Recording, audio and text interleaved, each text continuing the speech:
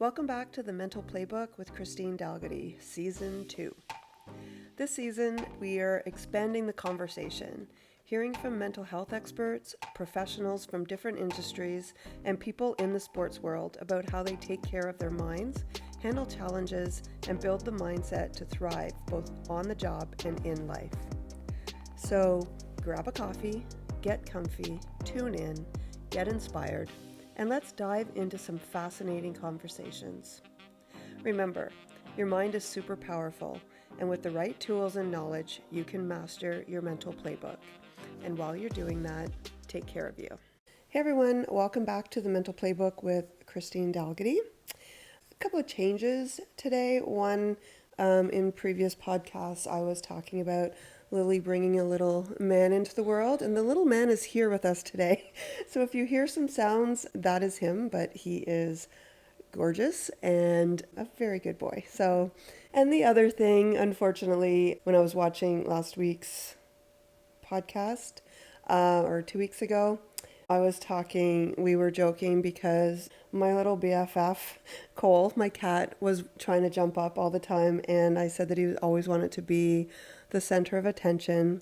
And unfortunately, since then, Cole has, gone over the Rainbow Bridge. So it's very quiet here. It's very lonely. He wasn't feeling so great, and it was better for him. So 14 years. He was my buddy for 14 years. So we won't see his tail kind of going and and him and us doing this, trying to make sure he doesn't jump on us anymore. But yeah, so I just wanted to share those two things with you as we start up again. All right, so today you've all met Rachel before. She's in our videos, like in our short videos, and she joined us for the podcast we had with all of the therapists, or some of our therapists. And she's joining me again today. It's a little bit past, but Lily was off having her baby. So we're doing an exit interview in sense of her finishing up her graduate work and her practicum with us as a student. She is fabulous, and so she is part of our team now. I've hired her.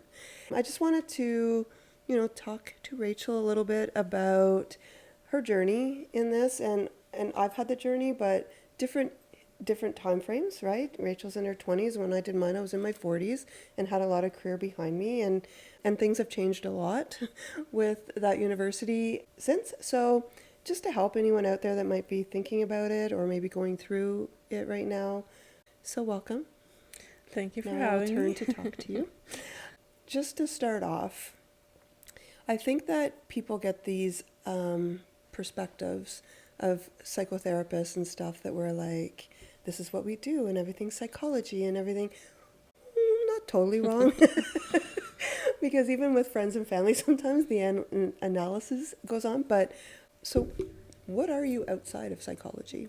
Who are you? Not what. Who are you outside of psychology? So outside of psychology in my career, I am a friend, a girlfriend, a sister, a daughter. So I like to spend time with my friends, family. I love to go out with my friends for dinners, a good spa day. Mm-hmm. I love getting together with my coworkers. And I also just really like my downtime as well and spending time for myself. Awesome. And any sports or anything? I always have to. That was not on purpose. Straight to but the I know source. you work at a golf course and. Yeah, so I do like to golf. I also work at a golf course, and I always played hockey. That was my go-to sport. I used to play soccer. I'm kind of retired in those sports now, and now it's mostly just watching sports. Okay. We'll have to have a watching party some night with all the girls. Okay, so what made you think about going into the psychology field? It's something that I've just always been really interested in, and I think I like the idea that we're always learning as humans, and then being able to have a career in that was something that was always just really interesting to me. Okay, yeah. And also just really wanting to help people in any way I can was always top priority as well. Yeah. How did you feel at the finish line of your degree and your practicum? It feels surreal. Like, it's just, I've never not known school. Yeah. I went from kindergarten, elementary, high school, university, straight to the master's program. So I never really had that I don't have school coming up kind of feeling. So it felt both unfamiliar and also like a huge sense of accomplishment as well. Yeah, yeah. I remember when I finished my practicum and I had made a friend in the practicum. She lived in the States at the time. She was Canadian, but she lived in the States and then she moved back. But I remember both of us like, now what? And I said that to you on the Monday when you started like to officially work for us. I was like, it's kind of like, okay. Like you think, is there going to be like balloons and confetti? Like this was hard. It's also, I think, different because I did my practicum there and then nothing really changed. It just, other than I'm an employee now. Yeah. So for me, my routine didn't really change much. So it was like, that makes it even stranger. Yeah. And also I did online school. So just like closing your laptop and you're done your whole program. It's kind of, it's different than being in the school and actually like maybe leaving. Yeah. Yeah. Are you going to go to the graduation? Or I didn't because it was in New Brunswick. Okay, I feel like this is a safe space then. I usually tell people I don't think so. And they're like, what? You have to go. Yeah. I'm undecided. I don't think so. Only because I didn't ever attend that school. I don't really have that connection. Yeah. Yeah, and I was kind of like, well, when I graduated, the graduation, I guess, was in June. Because back then, I don't know if they still do it, but the graduation's like every 2 years or something. It's not even at the end of it. It's not every June. It was like every something like that. And so then when it came time for it, I was like, I have to travel to New Brunswick. I have to, so it was just like, send me my degree. Yeah, and I feel okay with that. Yeah, yeah. I mean, yeah, people say that, but it's not like you're going into Ottawa or something that's, or even Toronto, right? It's, And I think it would be different if I was there every day, but doing that online, it's a different format. I don't have that same connection where I feel like I need to be there to feel like I completed it, so. For sure, for sure. Okay, so like moving into like the actual graduate studies and stuff like that, I called it the graduate school reality check. Because we have perceptions of what it's going to be like, and then when you're actually in it, some things that I thought were going to be really hard, I didn't find that hard. Some things I didn't expect, like discussion questions. Every Facebook group for that program, everyone's like, we call them the DQs. Everyone's like, if I have to do another DQ, or at the end when they're doing their practicum, the thing that they always know DQs. But what surprised you most about graduate school that nobody warned you about? I think partly that at that point, nobody is going to force you to do the work. You're there because you chose to be there. So kind of just reminding myself, like, I'm doing this because I want to. And that was kind of my momentum to keep going forward. I also found it pretty, like the workload pretty manageable, which was a little surprising.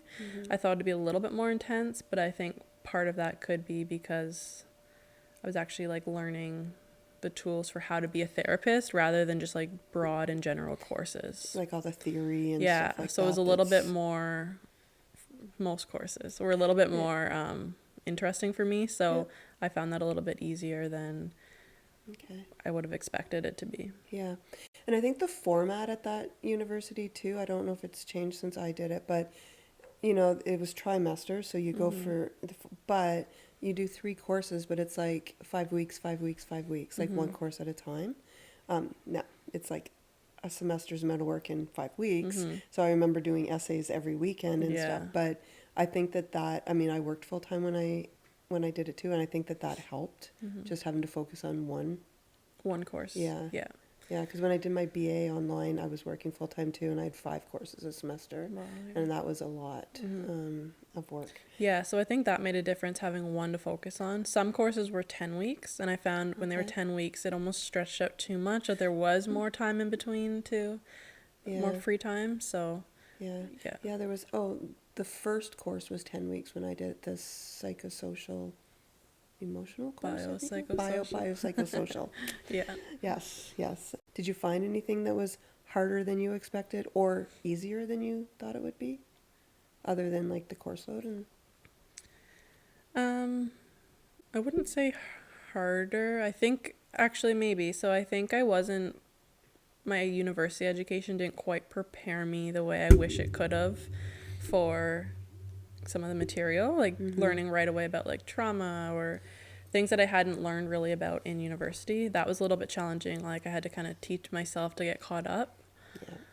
So that was a little bit more of a challenge. Okay. Not feeling as prepared for it as I wished I Yeah. could have been. Yeah, it always makes me think about like I know when I did my master's there, but also like other students that I've had too, and the different backgrounds that people have. Like I think that like I always had a psych background, and my BA was psych and social work. There are some people that go into it with like business degrees and stuff, and I remember thinking like if I didn't have the background, some like the trauma and stuff like that would be. For sure, yeah. Yeah. The requirements to get in aren't extremely like strict, so I think I've always wondered that too. Yeah. Like if I think that I didn't have as much information as I should have with a psych degree, it would have been a lot more challenging for maybe anyone else going into that with a different degree. Absolutely. Maybe I'll have to get somebody on here that had a different degree. Kathy. She was an English teacher. Oh, really? Yeah. I didn't know that. Yeah, she was an English teacher for quite a while, and yeah, she didn't have a psych degree. So That maybe. surprises me. Yeah. She had a master's in education too, I believe. Maybe I'll have to get her on here next. So what helped you get through some of the stressful times? I think just reminding myself that no one's there to push me. I chose this. Thinking of the outcome, like what's at the end of this. That was all just a huge motivator for me to be able to get through it. For sure. Did you have to set like boundaries for yourself that like Friday nights I'm not working on this stuff? And Yeah, I was pretty good from like Monday to Friday, or depending on my work schedule, to really try and do it during the week and try to really eliminate that on weekends. Good. It wasn't always that easy, but for the most part it was like, okay, at this time I'm done for the night, and then I could allow myself to kind of close that off for the evening. Okay. That's good because it can get all consuming with I worked full time in the school board then, so most of my stuff was at night or on the weekends, and so it was I remember feeling like I never saw my friends or anything, and yeah, that was hard, but look at where I am now. Okay, so let's move on to your practicum experience. And yes, you did your practicum in my practice, and I was your supervisor, but you don't have to, I'm not going to fire you if you're honest about these things. So what was it like seeing your first client? I remember, but what was it like for you? My first one was really interesting because I was nervous going into it, being my first time. Yeah. I also had said I want to work with adults, and you said, here's a child. So that was interesting. It was a bit of that like instant panic, like what do I do? I'm not really prepared. And that is one thing with Yorkville, is I felt I wasn't really prepared to work with children. No. That's one thing I wish I had more knowledge about at the time. Yeah. However, I think experience was super helpful. One of the best ways for me to learn. But anyways, my first one was, I think, 10 or 11. And I was nervous going into it, and so was he. And I think it was kind of like his parents kind of encouraged him to go. I don't think he really knew at the time why he was there. So it was kind of a challenge because I was like, okay, I'm doing everything I should. He didn't really want to engage very well. So I remember after that session, everyone's like, how'd it go? And I'm like, I don't know. Like, yeah, but we talked about it. Yes. And then you're like, that's normal. And as you said, like, it's just building that rapport, which as a newbie, it's like, well, we got to get going. Like, you think you have a schedule in your head. And that being said, I've seen him throughout my whole practicum, and I saw him recently, and it's night and day from the difference from day one to now. And I think that's a good reminder that, okay, everyone moves at their own pace. Absolutely. Absolutely, yeah. And it's nerve-wracking. And I wasn't just being mean by giving her a child when she asked for an adult. The way I run my student program is, I don't tell you ahead of time, obviously, but if you say you want to work with adults, I start you off with children. And if you say you want to work with children, I start you off with adults because I want you to experience the whole thing, right? Now, you like working with kids, Yeah, it was right? one of my, like, the best things that you pushed me on, and I'm thankful for that now. But yeah, my first client is someone I'll always remember because it's Yeah. a totally different dynamic than with adults. For sure. And also being a little bit nervous myself, him being nervous, you have two nervous people. So it was a lot of rapport building, but then I was in my head like, am I doing the right thing? Like, I'm asking 101 questions here, but Absolutely. And I think I told you at the time, if they're coming back, this Yeah. is, it's not like government funded, it's a private practice, so the clients are paying for the service. And if they're coming back, then you're meeting a need, right? When I did my practicum, even though I had been doing the work for quite a few years, I always worked with kids, and my first client was an adult. And it was a man like in his late 70s, and so I was like, yeah. and he actually came back to the office recently and in the last year or so, and I said, you were my very first client. Yeah, it is nerve-wracking, but then you kind of get into it. Yeah, and it's, you see as time goes on, like, the difference in the client and my approach as well, and Yeah. it all worked out. It was just at the time it was funny Of looking course. back on. And it's, yeah, I just shoved you in there. The first session often, even now for me with some clients, first session, it feels a little awkward at first because everyone's just getting to know each other. But then you kind of get into a groove, right? And especially with kids. Once kids trust you, kids are more difficult than adults in the sense that adults will often come in, they're choosing to come, but they'll come in and it's like, they're a little bit more open. Kids, you have to like prove they can trust you, Yeah. right? So it does make it a little bit And some are harder. more open than others at the beginning, and some kind of want you to tell them what they have to do and what they have to talk Yeah. about. So Yeah, that because can they be, don't know. yeah. Yeah. Do you remember, or did you have a moment where it was like, oh wow, I'm a therapist? I think it kind of hit me. There was moments where I'm like, wow, like, I'm actually doing this, and I can tell, like, it kind of clicks with them what I'm saying. But I think, like, where it really has sunk in is seeing their progress.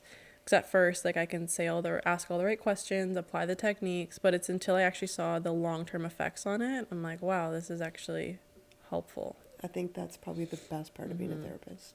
When you see them, or they'll come in and say, oh, I just did this, this, and this. Yeah. And you're like, Or they'll say, like, you told me a few sessions ago this, and you're like, oh, I didn't even yeah. realize that was so impactful. So Yeah, I actually had a client yesterday, and I was laughing. Well, she was laughing too, but I didn't know. So I see her and I see her best friend, but I didn't know they were friends when I started seeing them. I guess they were in the car together. One gave the other a compliment, and she kind of like, poo-pooed it, like, and she's like, hey, stop it. And then she said something, yeah, but, and then the other one's like, hey, and then both go, we just channeled our inner Christines. And so she was laughing. So they said, whoever sees her first needs to tell her that. Yeah. And I said, that happens often. People say, went to do something, and then all of a sudden you pop in my head, and I'm like, that's cool. yeah. The control that I have. Not really. So what do you think was the steepest, I think you kind of talked about it a little bit, but the steepest learning curve doing your practicum? I think learning that everyone moves at their own pace was one thing. Kind of navigating, like, what they... Also, I think it was a little bit hard to figure out, like, what they do outside of session, and then having an expectation for the next session of how I think it should go, what they're going to talk about, whether they applied the strategies or not. So kind of going into it with my own plan, realizing that doesn't always work. So being able to like quickly adapt and be flexible was a bit of a learning curve as well. For sure. And that's something that everyone starting out does. And we've talked about that a lot. When I show you and every other student or young therapist that pile of papers on my desk or on my side table is the number of times that I had prepared for a session, they brought something completely different. Yeah. Yeah, that's part of being, an eclectic therapist where we kind of pull from different things, but it is a learning curve because even in our training, like in your masters, they teach you approaches and it's like boom, boom, boom, boom, boom. But that's not how real life works. And I think that's something that you said to me and, our other student, Colleen, and other students that I've had, that this doesn't, the master's program is, you have to have it and you do learn a lot, but there's not a lot of preparation for real life, which is why they do the practicum. Yeah. Right? But usually therapy doesn't go the way you think it's supposed to go in a straight line. For sure. Yeah. I think that's a learning curve for any therapist. And now, like, I have a binder like this thick full of stuff. And sometimes I'll say, like, okay, I have something on that I want to give you. And I know it's in there. I just got to sort through it because there's so much in there. Yeah. I had a client say, what is that? I'm like, well. Let me tell you. Yeah. And I think, part of that learning curve is the fact that once they go, and I said this to you, I say it to everyone, as soon as your client walks out those doors, you're no longer in control, right? And I say it to my clients too, like, this is your journey. I'm going to give you this homework. I'm going to go over it with you. If you don't do it, I can't control that. If you do it, changes will happen. And then I always use the line, you can't work harder than your client at their mental health. I think that's something that... And that's something that's always stuck with me. And I think you said that, like, the first day I met you, and you've continuously reminded me that, and it is important. And that was something I had to learn too. Yeah. Is I can only give them the strategies, and what they choose to do with it is up to them. Yep, absolutely. Yeah, it's a hard thing as a therapist because we want to help, right? We want to see the changes. And when you start seeing changes in people, you want to see more changes. Yeah. It's like a dopamine thing for us too. Yeah. How did your supervision shape your growth as a clinician, or didn't shape it? Supervision was super helpful. So it was a way for me to be able to talk to you about anything I feel stuck on, anything I have going on. And it was good. So it was really helpful to know, like, I had your support in if I needed help navigating something, or just to learn a whole new perspective on something was great. And also, like, to help me realize I am on track. Like, sometimes I would bring something to you and you would say, okay, try this. I'm like, oh, actually I did try that. Yes. I did it this way. And you're like, oh, okay. Well then, yeah. So that was a good reminder for me that, okay, I am on the right track. I just need to trust my confidence a bit. And also, even now, some days, like, I'll have a day where I'm like, okay, I need supervision right now. So it's just nice to know that I can write that down and I do have somewhere to go with that. Otherwise, I actually couldn't imagine not having that. Yeah, and I mean, now, well, then too, but now, if something comes up, I have an open door. The minute my door opens at lunchtime, do you have a minute? Do you have a minute? Yeah. Do you have a minute? But I do. I want you guys to come to me.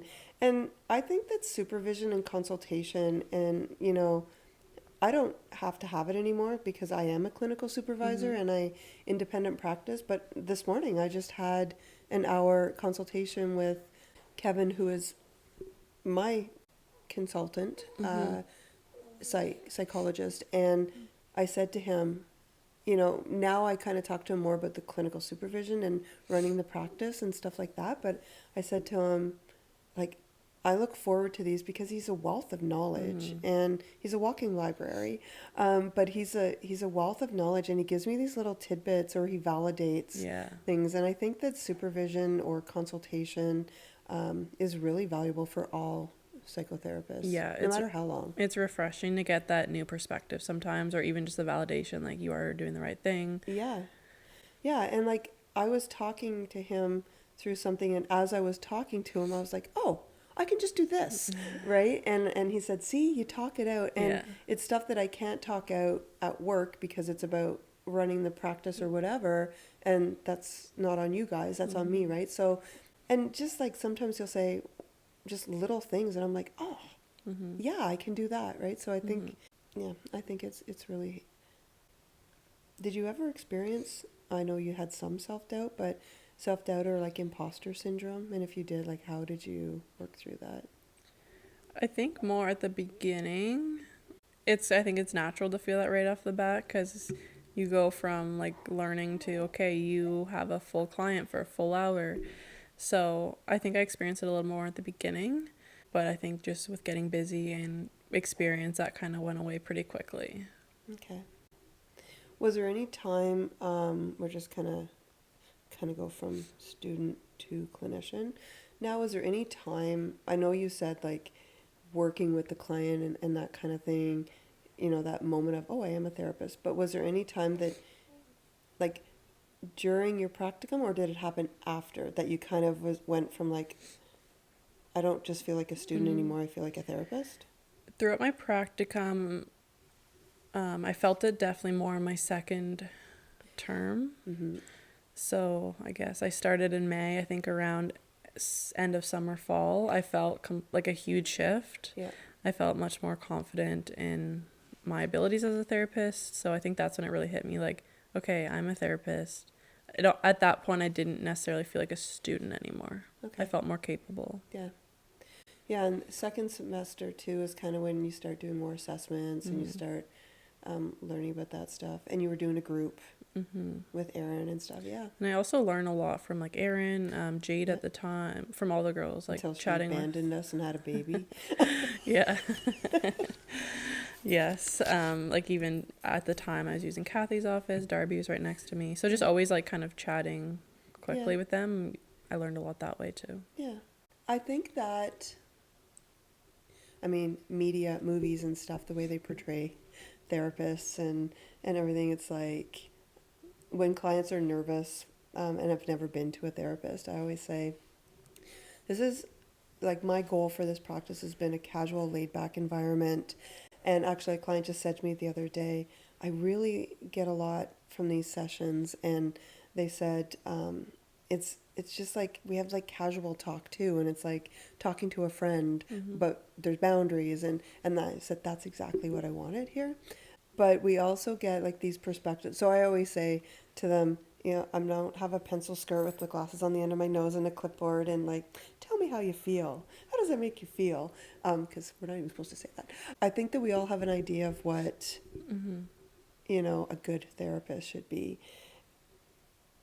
Has your idea of a good therapist changed? Yes, definitely. So I think using like what you see in the media, as you said, for example, that's like an emotionally distant therapist where they're just not scripted, but they're following like, okay, how did you, like, whereas I think, was it a real therapist? Good therapist. A good therapist. So a good therapist is, I was going to say like a real human. Like we are like you're there for them professionally, but you're also there for them.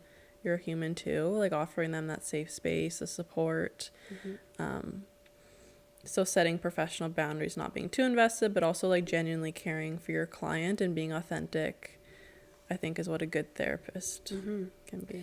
Yeah, and I think that a good therapist too is a therapist that can go with the flow and not be so, regimented or rigid and sometimes, well, I just said it the other day and my client like threw her head back because my ADHD was on overload and overdrive. And I just looked at her and I said, and you trust me with your mental health. And she just started laughing, right? And then she's like, that's why I love you. Like, you can be a hot mess too. And I was like, yeah. And I think that that's what makes a good therapist for sure. I agree with you. And showing them too that you're human too. And Absolutely. Absolutely. And obviously a good therapist is somebody who listens without judgment and, is authentic and knows the skills and is able to treat someone. But there's another aspect to that, I think. And sometimes even just a good therapist can be like just being able to provide that safe space where they feel respected and understood. Yeah. If the client feels comfortable opening up, like that's a good therapist as well. Absolutely. And I have some clients who will talk about like people in their lives, usually narcissistic people in their lives who tell them to stop seeing me because I'm useless because they don't see change. Yeah. And, you know, because their perception of a good therapist might be, well, in that situation, their perspective of a good therapist is someone who's going to make their person the way they want them to be. Mm-hmm. But I think some people have a good therapist as somebody who elicits a lot of change and, you know, and that's not necessarily. And I think they forget to, like, it'll be 1 or 2 sessions and they're like, oh, it's not working. Yeah. It can take a lot longer than that. And I think people maybe don't realize that therapists do a lot of their session with intent. So there might be a reason why they haven't said, they're asking you certain questions. Like, everything we kind of do as therapists is usually pretty intentional. Yeah. And sometimes we see they need a little bit longer to build that rapport, to open up. So for some people, it could be that too, where they expect to see changes immediately, and it doesn't always work that way. We're very what's it called, instant gratification society, right? Yeah. And it's funny that you should say that, with like the intentional intent. And sometimes if I know it's getting towards the end of session and my client's getting pretty upset, sometimes I just start talking about other things, right? And I had a client say to me, this is probably like 6 months ago or something, and they said to me, oh, I'm glad you started talking about that stuff because, you know, I was starting, and I'm like, Yeah. I did that on purpose. Yeah. Right? And then I told them, I said, no, I do that on purpose. I just start talking about other things so that we can decompress before, and they're like, oh, that's brilliant. Yeah. I always try and do that too near the end, try and change the subject a little bit, focus on something positive for the week, something they can look forward to try and end on a light note. Yeah. And sometimes it's something as simple as, so do you have any plans for the weekend? And or if I know that they're a sports fan or something like that, I'll say, are you going to watch the Sens tonight or something? And then they'll start talking about it. And then after it's like, oh. And then I'm like, one client one time went, I know what you're doing. Yeah. But yeah, it's intentional what we do. What strengths have you seen in yourself as a clinician as through this practicum process? And I mean, you've now been an employee for a month, so. One strength I've seen in myself is my ability to connect with people, to really see them for who they are, to help them feel really supported, and just to offer them that safe space. So I think really being able to connect with them and really validating them and who they are. Yeah, I see a lot of strengths in you, which is why I hired you. But you're also, you know, you take initiative in things and you really try to look outside the box. And I think I've told you that, like, during your practicum, when I was watching some of your videos, and like one child played baseball, and so you geared things towards baseball and that kind of thing. And I didn't have to tell you to do that. You did all that on your own. So that is a really effective skill that not all therapists have, to be able to just do that. And I was uber impressed because that was your first semester. Yeah, I said to Kyla, I'm like, oh, she did this. I didn't even have to tell her, right? Yeah, thank you. And yeah, that is one that I really like to do as well. Is I try, especially with kids, and I do this with everybody, just in different ways, but really to tailor the sessions based on their interests and find new and interactive ways to engage with them. Absolutely. And the analogies we use, because therapists love using metaphors and analogies, right? And I mean, there's tons of TikTok videos and stuff about that, but to gear them towards, you know, and sometimes I'll take, like, if they say something, I'll take it and make the analogy out of it, you know, so, and you were doing that as a student, which that's a strength that not all therapists have. So I want you to be aware of that. Thank you.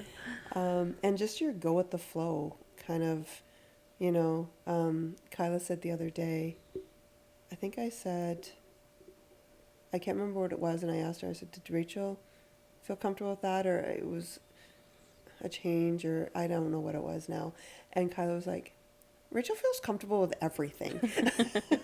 Or Rachel never complains, she just does it. And not that I want you to just like be quiet and do it. Obviously, if there's things that I want you to tell me, but it's just that go with the flow. And And that is so important as a therapist too, because like I said, you think one thing's coming, and sometimes I joke with clients and I'm like, it's always like a game I have every 2 weeks or whatever. So what am I going to get today? Yeah. Because it's something different, Yeah. right? Or when I do online therapy now, it's like, where are they going to be? Because Mm-hmm. sometimes they're in their car and Mm-hmm. sometimes they're in like a cubby at work hiding. And so that's cool too, sitting under a tree at a park.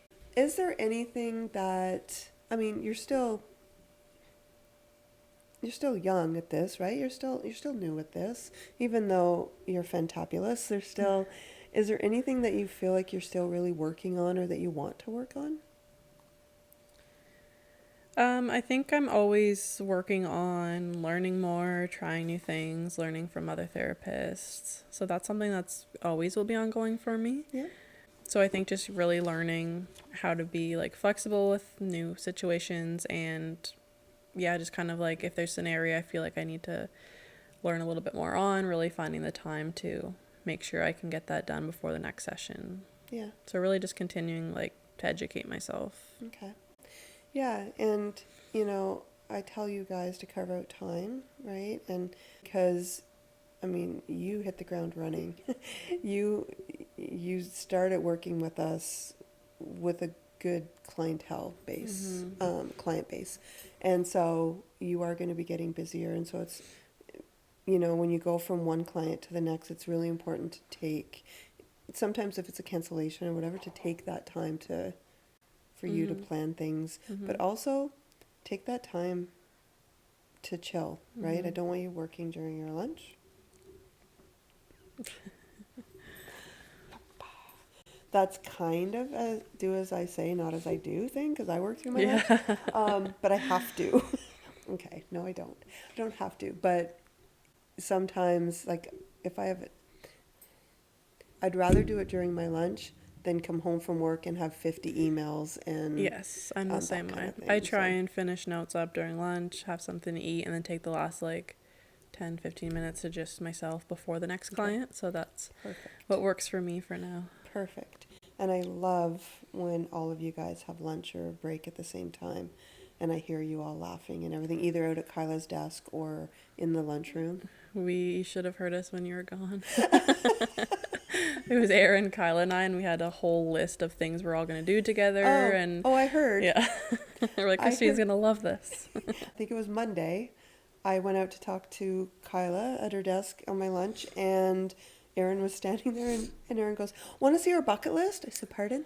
She goes, "We did a bucket list that we could all do together." And I said, "Oh, you did?" And then she brings like 15 things. Yeah. And I said, "So this is what I was paying you for when I was on vacation?" "Oh, we did it on our lunch." I said, "I don't care. I'm kidding." And then we're like, this is going to take like 10 years to get all these things done. We're like trying to figure out everyone's schedules, and we're like, okay, yes. long-term goals. But that's, yeah. And I said, we can do like some, as a team, right? Like team building things, like some of the things, and Lily, you'll enjoy, because some of them are like, go to Red Blacks game and Sens game, Blue Jays game. That's a little bit more. That's a Buffalo game, maybe you'll throw that in there. Buffalo Bills game. Oh, that's on my bucket list for next September, October, actually. But in their new stadium that they didn't even put a retractable. I don't understand that. My brother and I talk about that a lot. The NFL, like, sorry, here I go. But like the games on the weekend, I think it was the Broncos Patriots game. Patriots are white uniform. It was snowing so hard, Denver'd go to throw the ball and you couldn't, and they'd be intercepted because you couldn't see. Yeah, it was like a blizzard. I think it's ridiculous. And I said to my brother, I'm like the Bills just built a new stadium. Why not put a retractable roof on at that time so that they're not, it's just who can play better in slippery, snowy weather. Anyway, that's my little beef. That's why I'm going to a Bills game in September or October. And we're all coming with you. Okay. Okay. I'll rent a bus. It'll be fun. I don't know if I want to bring Kyla across the border with me. Sorry, Kyla. I love you. Totally. I'm like totally whoop now. You know how to distract me, anybody, to start talking about sports. So, going forward, now that you are a full-fledged therapist and have a fairly steady clientele, what feels exciting to you and what feels scary? Like in terms of my clients? Just the whole, like, being a therapist. What feels exciting is like continuously getting to know people, getting new clients, working on the previous clients, seeing their progress. And then in terms of what feels scary is a lot of like the unknown with what goes on between clients. Sometimes it's hard when I'll see them consistently and then I don't see them. It's out of the blue. I don't see them for months and then they're back in and it's like, oh. Or sometimes you don't really hear from them. Like they'll get to a spot where they're good after like maybe like 8 sessions and then you don't really get that. Like, does that happen where they don't tell you they're just, they're gone? Or especially with kids and maybe parents think, okay, we don't need this anymore. So sometimes I think it's like the unknown, and maybe another aspect is like, will I continue to be busy? Like, there's always changes. I knew you were going to say that. There's always changes. And I think a lot of it's the time of year and like, will it continue to be this way? You know, will it be busy or less busy? Like what's to come? It's just a lot of the unpredictability of what's to come. Totally. And that is something common in everybody. I still do it, right? I can tell you that you're going to continue to be busy. And we do have times of year that this January is always, we get a lot. I think last week, I think we had like, or this week, we had like 8 new clients call this week, right? And I think you got a few of them. And, you know, Erin too used to like, when am I going to get full-time like you guys? And then all of a sudden, she's like, when am I going to slow down? Right? So, especially with working with kids, we get a lot of that. But I know that certain times of year, like the summer, sometimes it's a little quieter, especially when you have student or kid, children and youth. It seems to come in waves. Like it's really busy and then there's weeks where it's quiet and then and that's okay too, and it's just like adapting to that as well. Absolutely. And I think one thing that therapists in private practice it's really hard to adapt to is that we get cancellations. And if they cancel within 24 hours, like as you know, in private practice, we get paid when we see clients, right? So it can be nerve-wracking too. If like I remember one week in one summer, Jade and I both had, I think I had 13 cancellations and she had 12 or something. And normally once you get a solid caseload, you can fill those spots, but often in the summer you can't. And so that can be nerve-wracking too, but it's knowing that going into it. And even now, like if we have a week as a business owner, right? Because I'm also responsible. I want you guys to be getting a paycheck and doing your job and seeing clients. So even at that, if we have a week where there's not a lot of people calling, I'm like, what's going to happen? And then the next week we have 10 people. Like, so totally natural. I can guarantee, because I know the trends and I know you are not going to have to worry. And it's not necessarily a big worry. It's just like the waves that it comes in. Of course. And it's a natural worry, right? Because it's different. It's not like a job, like a government-funded therapy and stuff like that, where you have a salary, and so you know even if clients cancel or whatever, it's a natural worry. I know therapists well enough, and I know the practice well enough now that with your skill base and who you are and how you approach things, you're not gonna have to worry. Do you think about, you know, when you do get, I mean, you're fairly busy now. You are going to have a time where you get really busy, especially probably May, June-ish time frame. But do you think about setting the boundaries and the workload and burnout and that kind of thing? Yeah, and I think I've had this routine with school and I started this early with my practicum, is kind of setting that boundary with like when I'm finished for the day. I don't always finish that last note. Sometimes at the end of the day, I save that one note. Usually I'm pretty caught up on my notes, so it's that one note I'll save for the next morning. And I just give myself permission to say, okay, last client, computer off, time to go home. And just kind of shut it off that way. And then that's been working for me. And in the next morning, I come in a little bit early. I'm fine to feel refreshed, do the note then, and start my day. Yeah, and I think that it's partly my job too to ensure that you guys, I feel it is, to ensure that you guys take the time and that sort of thing. And I mean, I know when you were setting up your schedule and you're like, no, I can do this and I can add this hour and I was like, no. And I do it with everybody. Like Erin, I'm constantly, God love her, quit adding extra hours, right? And she'll go, I know. Or she'll just come up to me, I have to tell you I added an extra hour. So I think that that's partly my job too, because you can get in that, but that's good that early on you're already doing that. I've tried to kind of stay in that routine, and so far it's working, but we'll see. Yeah. So just like some advice that you might give to someone who's, thinking about this, or just reflection on things. What advice would you give to someone who's just starting grad school in this field?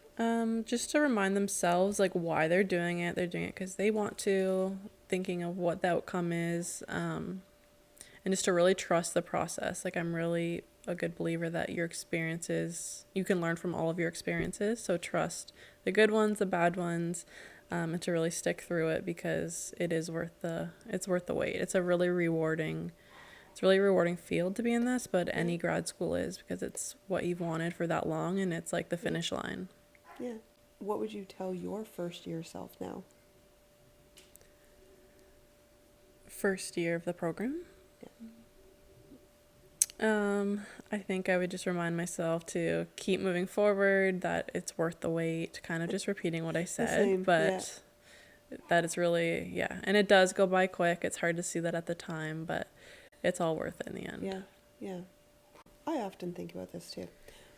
What do you wish more people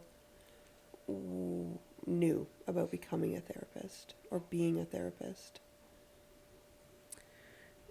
Maybe that like once you're a therapist, you're not just done. There's still so much that goes into it. Ding, ding, ding. So much learning, that continuously learning. We're human too, so while we're like experts in helping people navigate their challenges, we're also navigating our own lives and our own challenges. 100%. So I think just that it's that expectation that we have it all together and that we have the skills, but it's just teaching ourselves how we can apply them, what works for us, what doesn't. So maybe just that we're human too when we're going through this as well. For sure. And I think, when you said that it doesn't just stop when you finish school, and even the learning aspect, right? I mean, part of our CRPO, we have to show that we've done professional development every 2 years. But even like I often say, what I learn every day from my clients is more than what I learned from the degrees on my wall. 100%. Right? Yeah. And so you learn how to change things and move things and adapt and throw in other things. And sometimes clients will say something and then I'll just kind of, and I'll throw it out there and it works. And I'm like, okay. Yeah. So, I think that that's part of it too, that just because we're therapists doesn't mean we don't have our own trials and tribulations. And I think that is huge. So many people say, well, you're a therapist, you should know. Or we just think that. Yeah. Or maybe we do know, but it's like we have to teach ourselves how we can apply it, what we can do with that. And absolutely. Yeah. And I say to clients all the time, there's a reason why therapists should see therapists, right? Because we have our own stuff going on. What are you most proud of yourself for in this journey or outside of the journey? I'm most proud of myself for sticking with it. It's so overwhelming, like in high school, thinking, what do I want to do in university? And therapist was always my end goal. It was just, I think maybe that self-doubt, and never believed I could actually get there. Yeah. So I'm proud of myself for finding that path, sticking to it, and putting the work and the time in for it. Yeah. You should be proud of yourself. You worked hard for this. And I remember doing my practicum, and there were so many times I just wanted to like throw in the towel. Yeah. So I was so tired, and my friends were going on trips and they were doing things, and I was in my 40s, and I was like, I can't do any of it, right? So it was hard, and I wanted to throw in the towel, but my mom once said to me, remember why you started in the first place, right? And so I would think about that, and then I had a quote on my wall that said, it's from Mary Oliver, poem, and she said, "So tell me, what do you want to do with your one wild and precious life?" I still have it up, I love and I always had that up there, that this is what I've wanted to do since I was 12. So every time I wanted to give up, I'm like, nope, this is what I want to do with my one wild and precious life. Yeah. Right. So yeah. So just the wrap up segment. What is one thing you're happy to leave behind from grad school? The DQs. The assignments, like, Yeah. and everyone would say that, but at that point, I was talking to Colleen about this, the other student, how we learn it's so much more valuable being in practicum. So I think there was so much time where you have to do assignments to fill the course, but yeah, I won't miss that. Yeah, Colleen said that stuff to me too. Yeah. She's like, We're yeah, they not- teach you yeah. cognitive behavior therapy, but until you're actually doing it, and it takes away from the time that you could be learning, like, in office. So Yeah. I think, like, now that I'm done, I have more free time during cancellations or between clients where I can, like, look up stuff related that I can actually apply with my clients, whereas I'm not like, oh, I have to quickly finish an assignment. So yeah, I think now I have a bit more time where I can actually learn what I want to be learning and not what's procedure. for sure. And I still have to record some of my EMDR sessions for you, so you can Yeah. see those. But 'cause I'm doing a lot now that Jade's on mat leave as well. What's a myth about therapists you want to debunk? Maybe it is what you've already said, but that we've got it all together. But Yeah, I think kind of touching on that therapists have it all together. So that's not always the case. We're human too. We're always navigating our challenges as well as helping people with theirs. Yeah, so I think just that therapists have it all together when it's not always the case. We're still learning and going through our own life journey as well. That's right. And what are you most looking forward to in this next chapter? I think the continuous growth, like, I learn lots from my clients just as they learn from me. So I think I'm looking forward to just all the experience and learning so much from them. And yeah. What about like a niche or something? I know you've been talking to me about it and thinking about it, but is that something you're looking forward to really like hone in on a particular... Yeah. And I did start a course. So You did start that course? Yeah. The one that you showed me? yes. Okay. So, right. I think it's just learning lots of courses. I'm really excited for that, actually, because now I'm doing it because I want to and I get to do it. Yeah. So addiction and mental health is one. There's lots, actually, that I'm excited for. Yeah. Like, I was looking at them all. I'm like, I just want to do them all right now. I know, so. right? And that's what Kathy was saying too. And so I was like, let's just like pinpoint. And selfishly, we have Mandy who works in addiction, but she's online. So if you want to work in addiction, that wouldn't be horrible for practice. Yeah. But if you don't, of course, that's okay. All right. So if you could describe your future therapist self in one sentence, what would it be? Well, setting high expectations for myself, I'm going to be knowledgeable, understanding, respectful. I guess it's that idea that, like, I have all the answers, but I know that's never actually the case. So for my future therapist self would be just like authentic and human. Yeah, and you might not have, you have the expertise, but none of us have all the answers. Yeah. All right, so just a closing question, and I don't want to put you on the spot. You can think about it. If a listener is questioning whether they belong in this field, what would you want them to hear right now?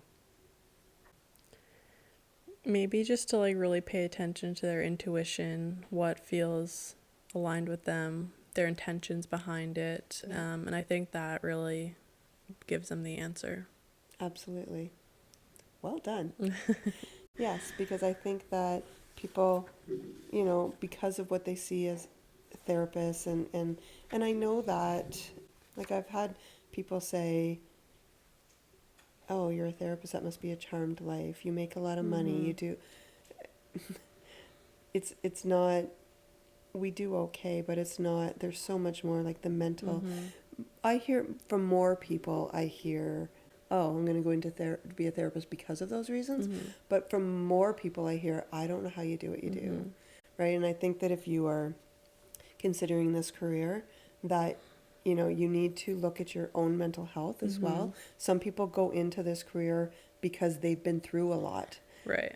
but then you're going to be triggered a lot. And I've said before in podcasts, when I started, I could not do addiction, and that was a boundary I had to set because of my experience with someone I loved with addiction and how it there's no way I could work in that. I'd be triggered all the time.